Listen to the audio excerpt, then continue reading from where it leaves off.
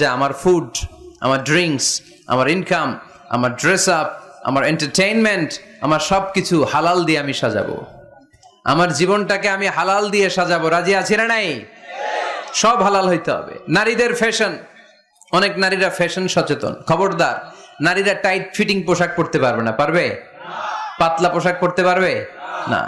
তারা নিজেদেরকে আবৃত করে রাখতে হবে। টাইট ফিটিং পোশাক পরতে পারবে না, অন্য ধর্মের পোশাক পরতে পারবে না, পর চুলা লাগাতে পারবে না।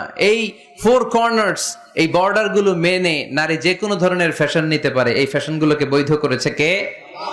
এজন্য রাব্বুল আলামিন বলেন, ইয়া আইয়ুহান নাসু কুলু মিম্মা ফিল আরদি হালালান তাইয়্যিবা ওয়া লা তাত্তাবিউ খুতুওয়াতিশ শাইতান ইন্নাহু লাকুম আদুউম মুবিন।